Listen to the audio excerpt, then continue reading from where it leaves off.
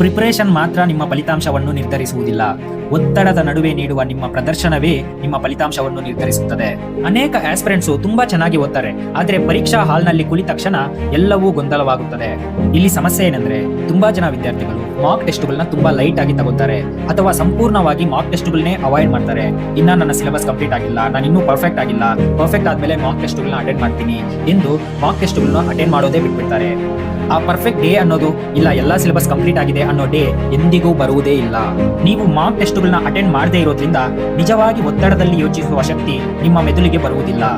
ಆಗ ನೀವು real exam ಅಲ್ಲಿ ಪ್ಯಾನಿಕ್ ಆಗಿ ಸಣ್ಣ ಸಣ್ಣ ತಪ್ಪುಗಳನ್ನು ಮಾಡ್ತೀರಾ. ಈ ಸಣ್ಣ ಸಣ್ಣ ತಪ್ಪುಗಳಿಂದಲೇ ತುಂಬಾ ಅಂಕಗಳನ್ನು ಕಳೆದುಕೊಳ್ಳುತ್ತೀರಿ. ಇದಕ್ಕೆ ಪರಿಹಾರ ಏನಂದ್ರೆ ಮಾಕ್ ಟೆಸ್ಟ್ಗಳನ್ನ ನಿಮ್ಮ ಟ್ರೈನಿಂಗ್ ಸೆಷನ್ಗಳಂತೆ ನೋಡಿ. ನೀವು ಸಾಲ್ವ್ ಮಾಡುವ ಪ್ರತಿಯೊಂದು ಮಾಕ್ ಟೆಸ್ಟ್ ನಿಮಗೆ ಏನಾದರೂ ಒಂದು ಕಲಿಸುತ್ತೆ.